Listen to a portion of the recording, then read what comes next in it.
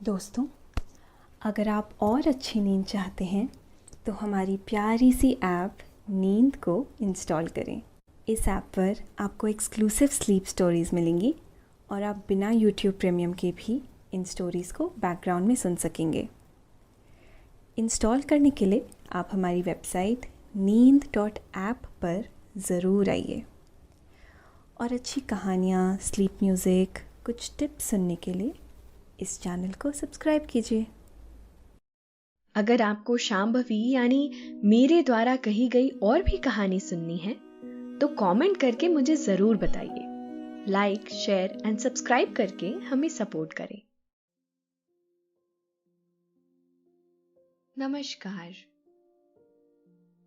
मैं हूं शांभवी और आज आपको नींद के सुहाने सफर पर ले जाने के लिए मैं लेकर आई हूं इतिहास के पन्नों से एक ऐसी कहानी जो आपको बताएगी कि किस तरह प्राणी का अहंकार उसके जीवन को विनाश की ओर ले जाता है। कहते हैं कि अहंकार का बीज ही प्राणी के मन को बाकी अन्य विकारों के भी अधीन करता है, जिसके चलते उसके जीवन की स्थिति बद से बदतर होती जाती है और वह असफलताओं के मार्ग से होता हुआ विनाश की ओर जाने लगता है। अहंकार क्रोध को जन्म देता है और क्रोध संकट को। इसीलिए हर प्राणी को इनसे दूर रहने की कोशिश करनी चाहिए। हमारी आज की कहानी भी अहंकार और क्रोध के दुष्परिणामों को दर्शाती हुई आपको एक नई सीख की ओर ले जाने वाली है। यह कहानी है ब्रह्मा जी के मानस पुत्रों में से एक कहे जाने वाले महाज्ञानी, महाप्रतापी एवं भगवान नारायण जी के परम भक्त देव ऋषि नारद तथा विशाल और अडिग पर्वत मेरु की। एक बार की बात है, नारद जी को मन ही मन विचार आया कि उन्हें एक बार तीर्थ यात्रा करके अपने इष्ट देव श्री हरि विष्णु जी को प्रसन्न करना चाहिए। इसी विचार के चलते नारद जी नारायण नारायण करते हुए अपने निवास स्थान से निकले। वायु मार्ग से होते हुए जैसे ही वह मेरु पर्वत के समीप पहुंचे तो उन्हें रुकना पड़ा। लेकिन क्यों? और इसके बाद कहानी में क्या हुआ? क्या नारद जी तीर्थ यात्रा के लिए आगे बढ़े या फिर मेरु पर्वत के सामने आने की वजह से उनकी यात्रा रद्द हो गई? इन सभी सवालों का जवाब जानने के लिए सुनते हैं आज की कहानी। लेकिन उससे पहले आप अपने आसपास की सारी लाइट्स ऑफ करके आराम से लेट जाएं। अपनी आंखें धीरे से बंद कर लीजिए। अब थोड़ा सा अपने शरीर को आराम दीजिए। थोड़ा और आराम दीजिए। अपने शरीर को बिल्कुल ढीला छोड़ दीजिए। कोई टेंशन नहीं, कोई तनाव नहीं। अपने दिमाग में चल रहे सभी विचारों को, चिंताओं को त्याग दीजिए। एक शांति सी महसूस कीजिए। सारी नेगेटिव, सारी पॉजिटिव विचारों को धीरे धीरे निकाल दीजिए। हाथों को सीधा करिए और अपनी कमर के साइड में रख लीजिए। अपनी सांस पर ध्यान लगाएं। इसको धीमे या तेज नहीं करना है, बस ध्यान देना है कि कैसे वो आपके नाक, गले में होते हुए आपके अंदर प्रवेश कर रही है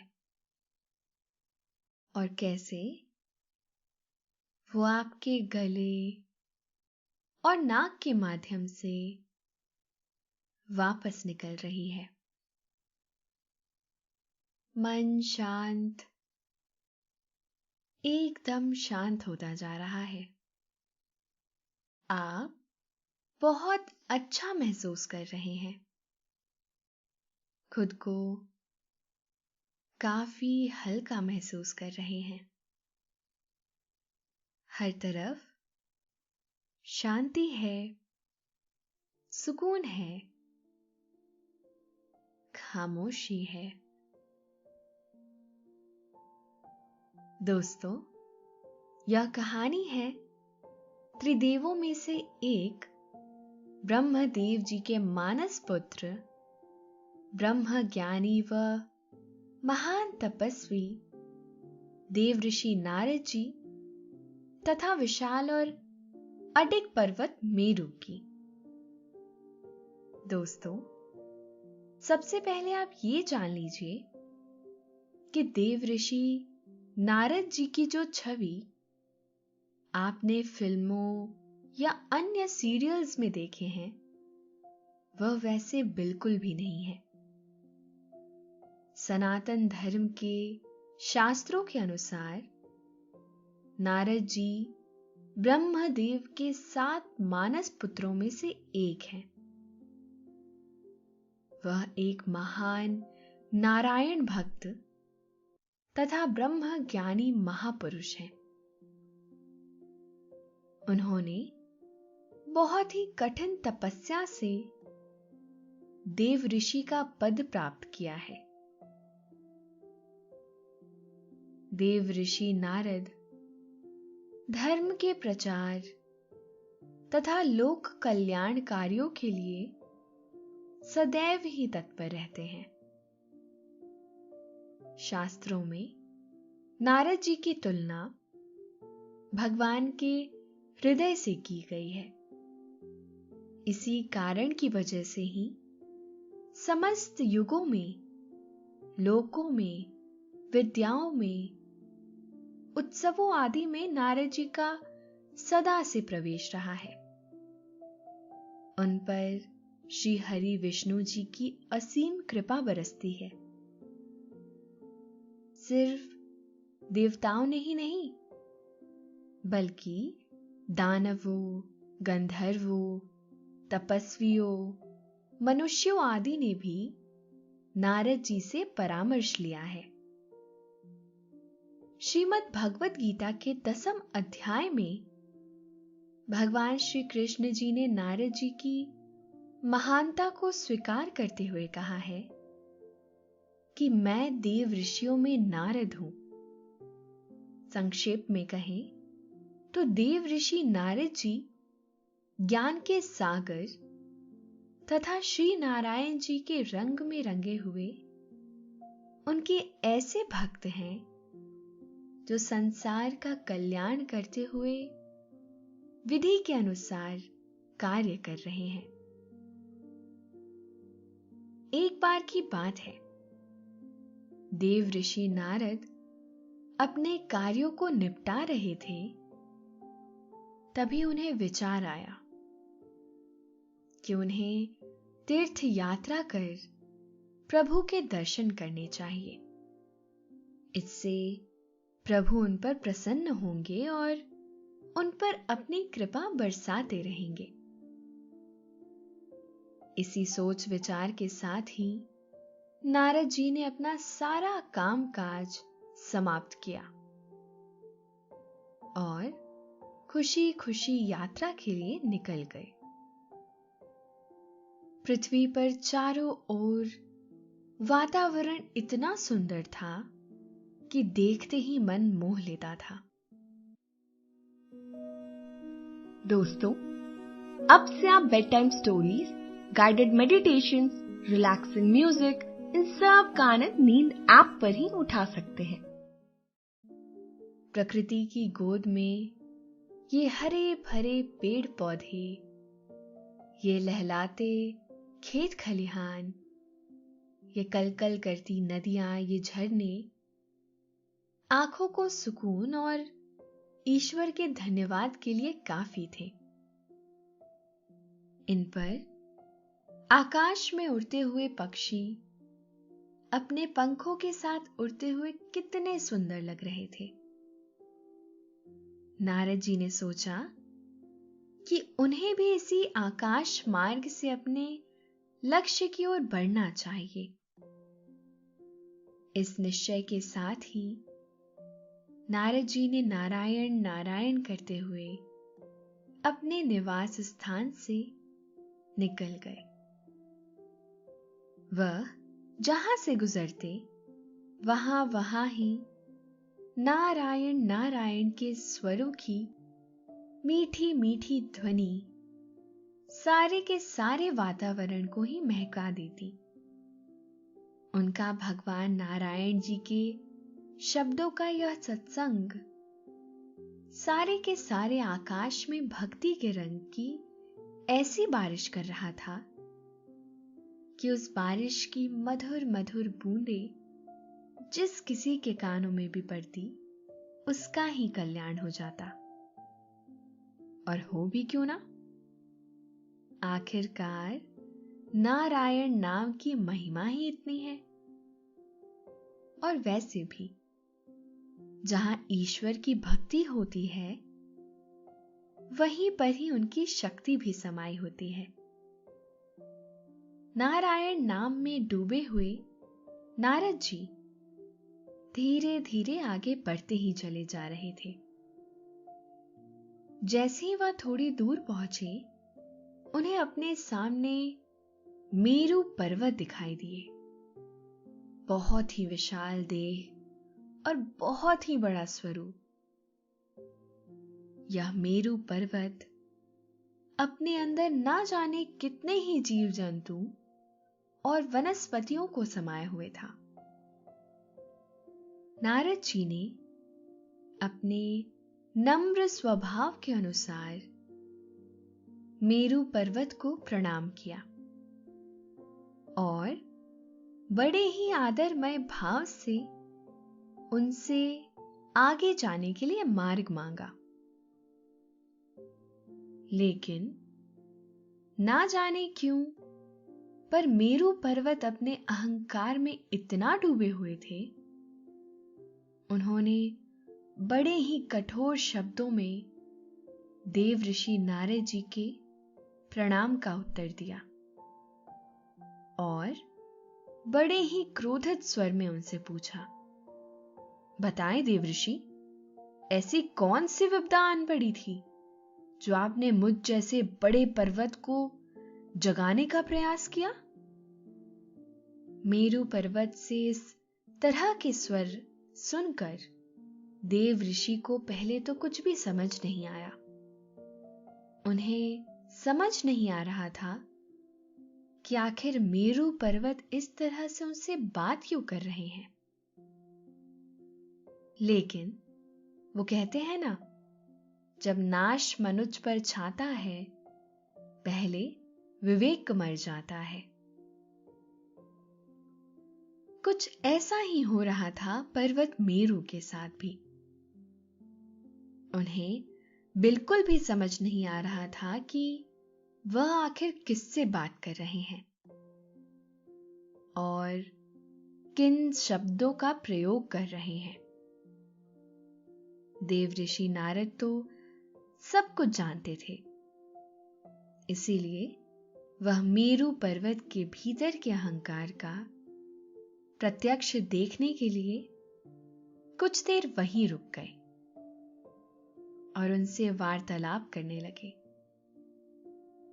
वह मेरू पर्वत से निवेदन करते हुए बोले, नारायण नारायण। देखिए पर्वतराज, आपको जगाने की मेरी कोई मंशा नहीं थी। मैं तो अपने गृह से तीर्थ यात्रा के लिए निकला था।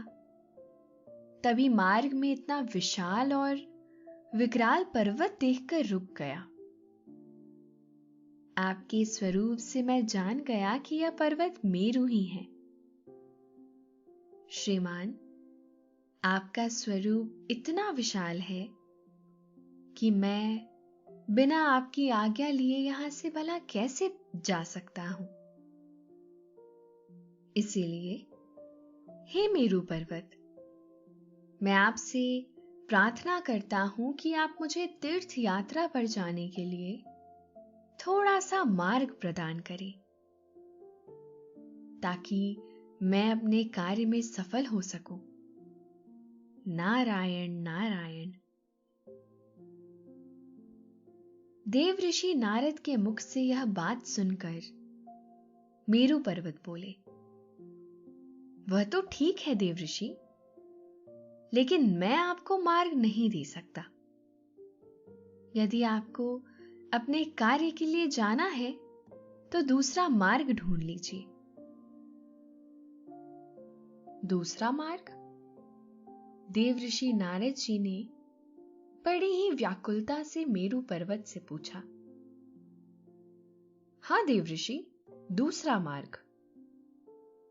मेरू पर्वत के शब्दों से अहंकार का विष टपकता हुआ साफ साफ देखा जा सकता था।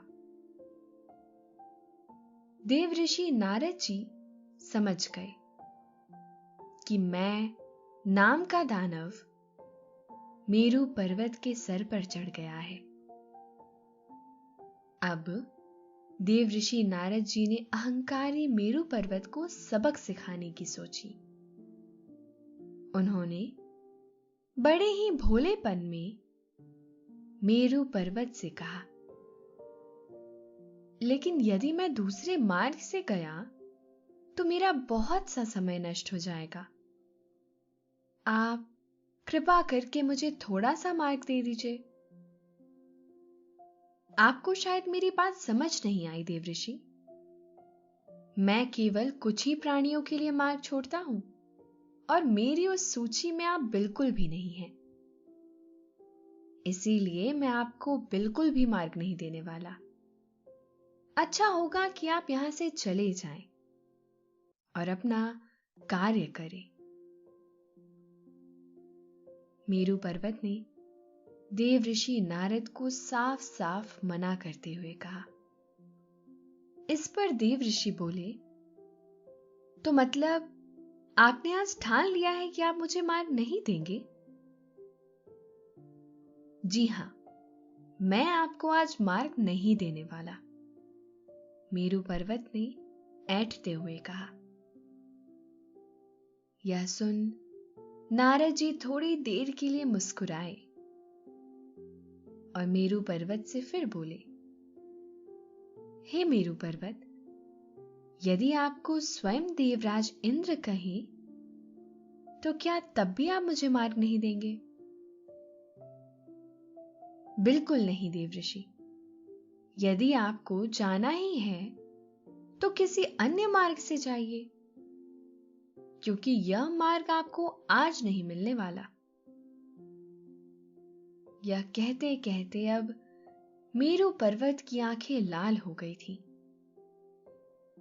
उन्हें अहंकार के साथ साथ अब क्रोध जैसे विकार ने भी अपने अधीन कर लिया था। दोस्तों, अब से आप आपकी मनचाही दादी और नानी की कहानियों से प्यारी नींद की कहानियां सिर्फ और सिर्फ नींद ऐप पर ही सुन पाएंगे। तो इसी तरह हमारे साथ कहानियों के जरिए जुड़े रहने के लिए आपकी अपनी नींद ऐप इंस्टॉल करें। जो कार्य अहंकार से अधूरे छूट रहे थे, वह अब क्रोध के मारे पर्वत मेरू कर रहे थे। उन्हें ना तो देव ऋषि नारद जी के सम्मान का विचार आया और ना ही देवताओं के देवराज इंद्र का। देव ऋषि नारद जी अहंकार और क्रोध के मेरू पर्वत की दुर्गति को देख रहे थे, लेकिन वह मेरू पर्वत को समझाते भी तो कैसे? उनकी आंखों पर अहंकार और सर पर क्रोध जैसे दानव बैठे हुए थे। देव ऋषि नारद जी ने इस बार तरकीब लगाई और बोले, हे विशाल पर्वत, तो तुमने यह संकल्प कर लिया है कि आज तुम मुझे बिल्कुल मार्ग नहीं दोगे। जी हां देव ऋषि, और यह बात मैं अनेकों बार दोहरा चुका हूं, मेरू पर्वत ने दहाड़ते हुए कहा। इस पर देव ऋषि बोले, एक बार पुनः विचार कर लो पर्वत मेरू,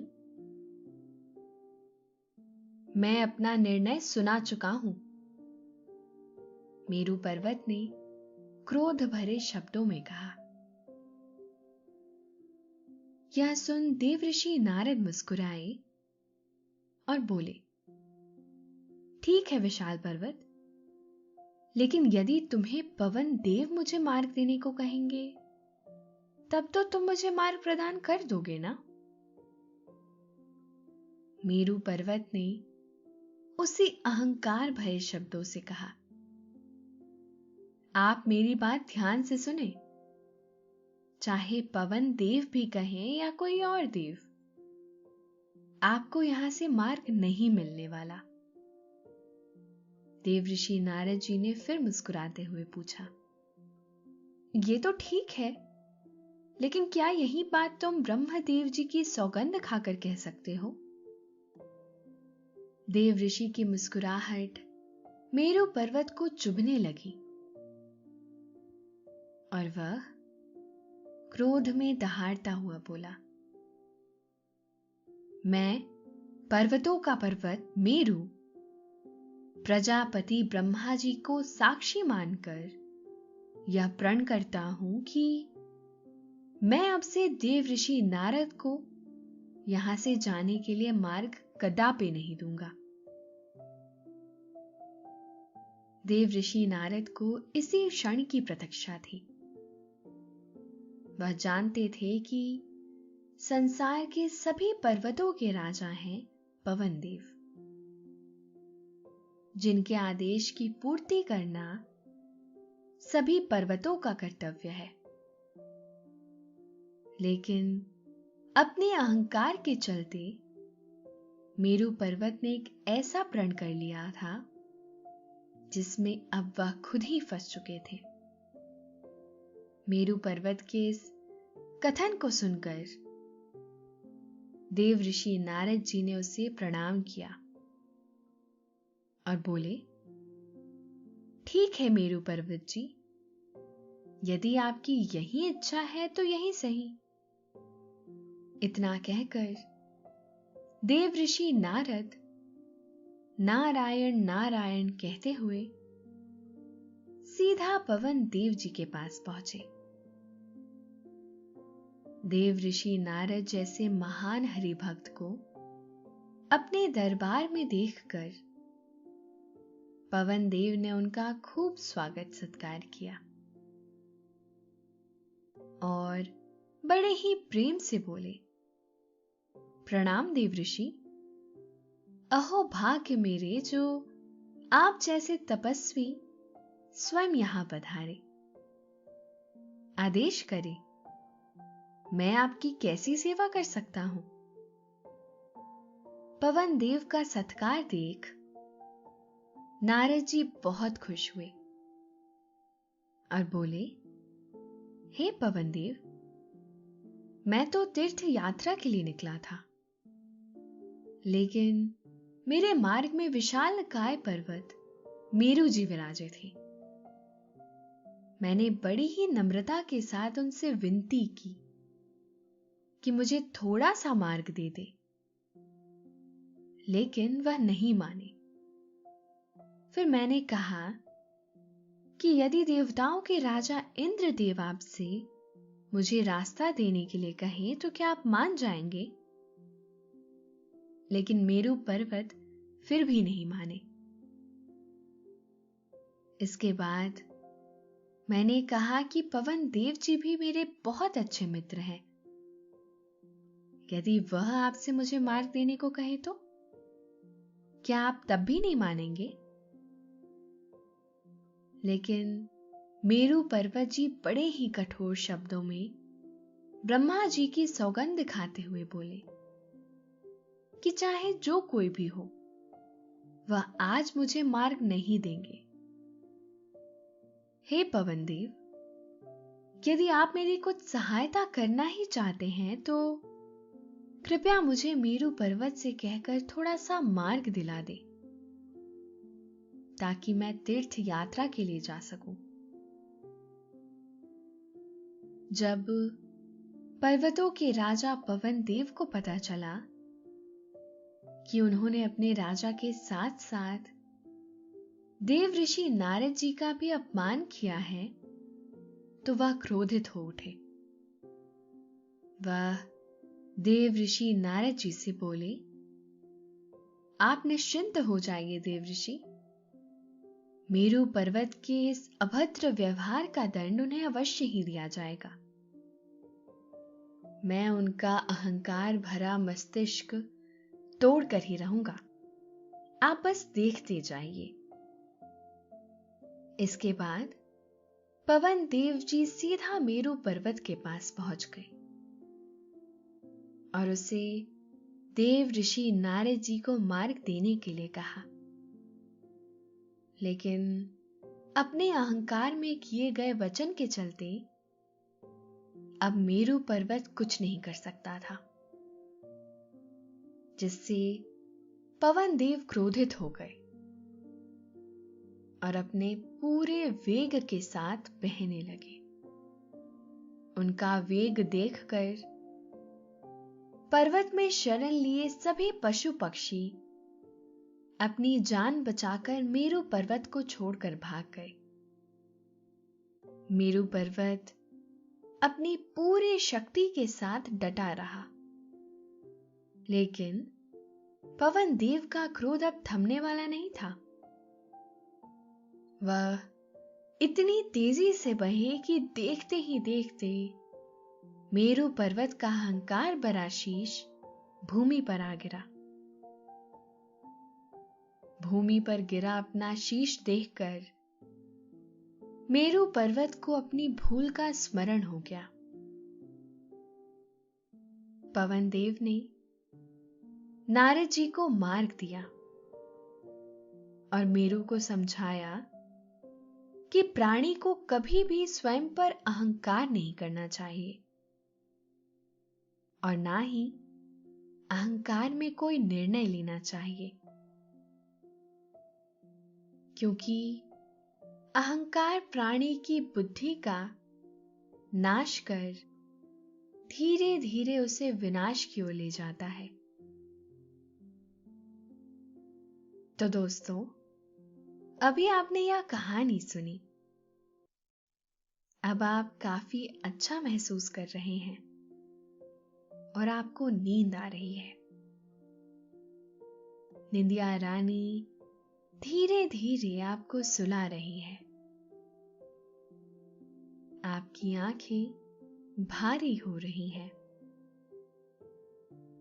आप नींद के आगोश में समाते चले जा रहे हैं, समाते चले जा रहे हैं। शुभ रात्रि।